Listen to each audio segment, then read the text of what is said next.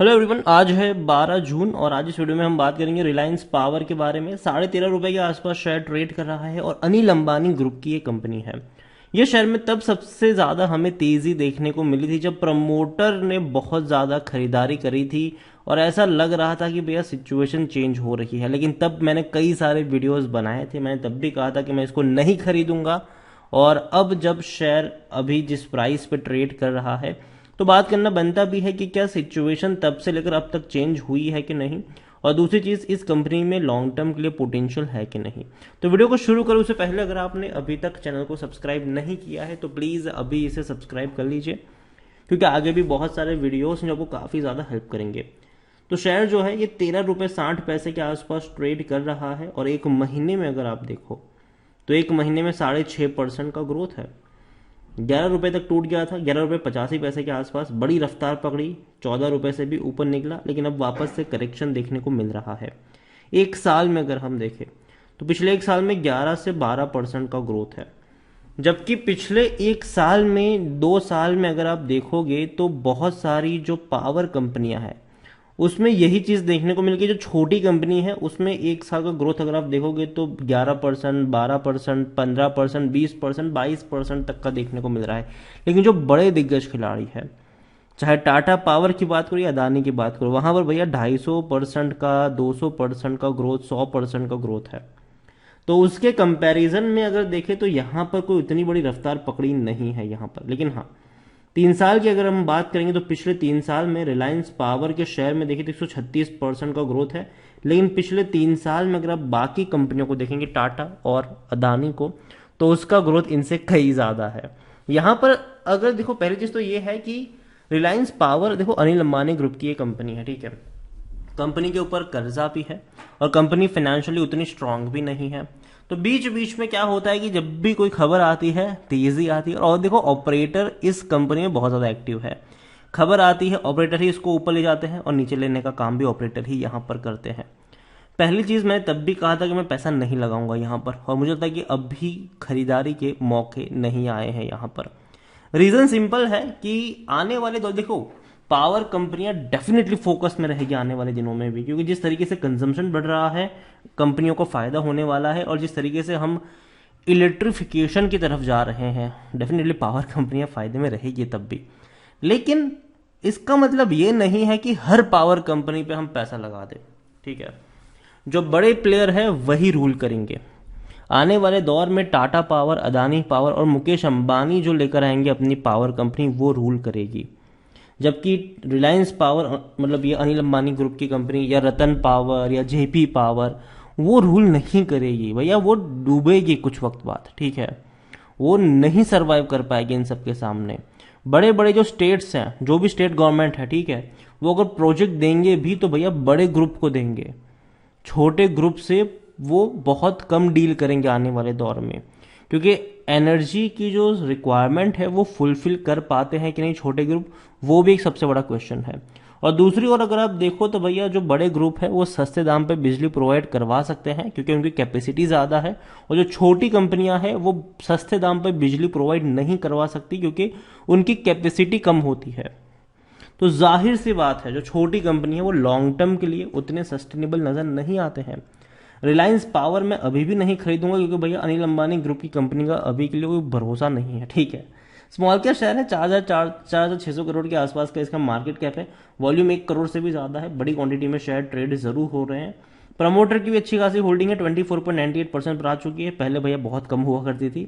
एफआईएल्स ने सरप्राइजिंगली बहुत बड़ी खरीदारी करी है, 4.92% की होल्डिंग 5.95% पर आ चुकी है। 0.12% म्यूचुअल फंड, 3.16 इंश्योरेंस कंपनी के पास है। अब यहां पर प्रमोटर है रिलायंस इंफ्रास्ट्रक्चर और 24-25% की होल्डिंग गिरवी भी है। LIC 3.02% की होल्डिंग लेकर बैठी है, पता नहीं क्यों LIC ऐसी कंपनी में बड़ी हिस्सेदारी लेकर बैठे रहते हैं। इंडिविजुअल इन्वेस्टर होल्डिंग 59.67% के आसपास देखने को मिल रही है। जहां तक बात करें डिविडेंड की तो आखिरी बार 2015 में इन्होंने डिविडेंड पे किया था। रिलायंस पावर को लेकर अगर हम देखें तो बेचने की सलाह कोई नहीं दे रहा है, बल्कि हर कोई कह रहा है खरीद दो। 90% लोग कह रहे खरीदो, 10% लोग कह रहे होल्ड करो। देखो, ना मैं 90% वालों के साथ हूं ना मैं 10% वालों के साथ हूं, मैं 0% वालों के साथ हूँ अभी के लिए। मुझे लगता है कि देखो यहाँ पर बिकवाली के मौके बनेंगे, स्पेशली जिस प्राइस पर ये शेयर ट्रेड कर रहा है और जिस तरीके की सिचुएशन बनी हुई है। यहाँ पर अगर आप देखो तो जो लास्ट ट्रांजैक्शन हुआ है प्रमोटर ग्रुप के द्वारा 10 जून 2022 को, मतलब 2 दिन पहले ही बिकवाली हुई है। 1,25,000 शेयर बेचे गए हैं यहाँ पर। इवन 11 मार्च को रिलायंस इंफ्रास्ट्रक्चर प्रमोटर ग्रुप के द्वारा भी अगर आप देखो तो डेफिनेटली अच्छी चीज़ तो नहीं हुई है यहाँ पर। ये भी बिकवाली वाले ही हुए, प्लेज हुए, क्रिएशन ऑफ अ प्लेज यहाँ पर देखने को मिला है। तो अच्छे संकेत नज़र तो नहीं आ रहे हैं अभी के लिए यहाँ पर, कोई ठीक ठाक संकेत नहीं है ये। यहाँ पर अगर मैं बात करने जाऊँ तो कंपनी के रेवेन्यू कम हो रहे हैं। जहाँ बाकी कंपनियों के रेवेन्यू फाइनेंशियल ईयर 2022 में इंक्रीज हुए हैं, इसके रेवेन्यू बहुत कम हुए हैं, मतलब डिक्लाइन मोड है आप कह सकते हो। 8,000 करोड़ का रेवेन्यू 7,500 करोड़ पे सिमट चुका है, कंपनी लॉस में है। आप देख सकते हैं कि 2019 में कंपनी का लॉस 2,913 करोड़ था, 20 में 4,255 करोड़ का लॉस हुआ, लेकिन 21 में 427 करोड़ का मुनाफा कमाया इसने, लेकिन 22 में 550 करोड़ का लॉस कर दिया इसने दोबारा। और इवन पिछले क्वार्टर में ही 550 करोड़ का लॉस है इनका, ठीक है। बाकी के क्वार्टर में लगा कि अच्छा थोड़े थोड़े लॉसेस जरूर थे, लेकिन थोड़े थोड़े प्रॉफिट भी थे, लेकिन लास्ट क्वार्टर में 550 करोड़ का लॉस कर दिया। और पूरे साल का देखा जाए एवरेज तो 550 करोड़ का ही लॉस निकल कर आता है। रिलायंस पावर को लेकर देखें तो खरीदारी करने के सही मौके हैं, ये कहना है टिकर टाइप का, मेरा कतई नहीं कहना है ये।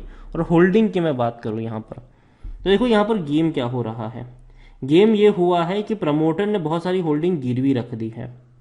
क्योंकि अगर मैं बात करने जाऊं प्रमोटर की, तो जैसे कि मैंने आपको पहले ही बताया यहाँ पर कि क्या हुआ। सबसे पहले तो प्रमोटर ने मतलब मार्च में 11 मार्च को प्रमोटर ने अपने कितने शेयर्स गिरवी रख दिए, अगर हम काउंट करें तो 16 करोड़ 65 लाख से भी ज़्यादा शेयर्स प्रमोटर ने गिरवी रख दिए।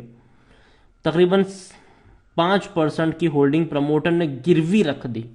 यहाँ पर आप सिंपल देख सकते हो, दिसंबर क्वार्टर में अगर आप देखोगे तो जो प्रमोटर की होल्डिंग थी 24.98% थी, जिसमें से सिर्फ गिरवी परसेंटेज था 1.22% का। लेकिन मार्च में प्रमोटर की जो गिरवी परसेंटेज है वो 6.12 पर आ गई।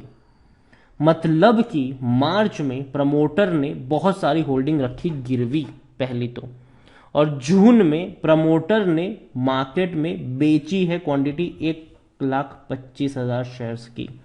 तो देखो भाई साहब, जो हम कहते हैं ना कि प्रमोटर ने बड़ी खरीदारी करी, प्रमोटर ने बड़ी खरीदारी करी, लेकिन एक ही क्वार्टर में प्रमोटर ने 5% की होल्डिंग गिरवी रख दी अपने।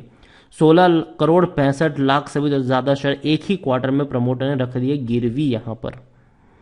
अब देखो ऐसा कब कब छुड़ाएंगे वो गिरवी शेयर से कहना मुश्किल है, और कंपनी फाइनेंशियली उतनी स्ट्रांग पोजीशन में भी नहीं है, तो अभी के लिए कुछ भी यहाँ पर नहीं कह सकते।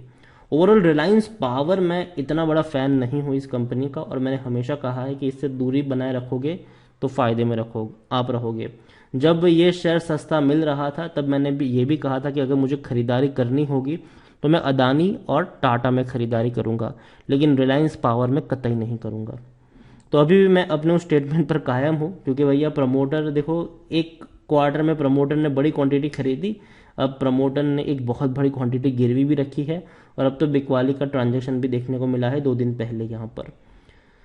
तो बाकी मर्जी आपकी है। वीडियो को यहीं पे एंड करूंगा। पसंद आया हो तो लाइक कर, शेयर कर, चैनल पर अगर पहली बार है तो प्लीज़ सब्सक्राइब करें, और रिलायंस पावर के बारे में आप क्या सोचते हैं वो भी आप मुझे कमेंट में लिख कर बता सकते हैं। Thank you.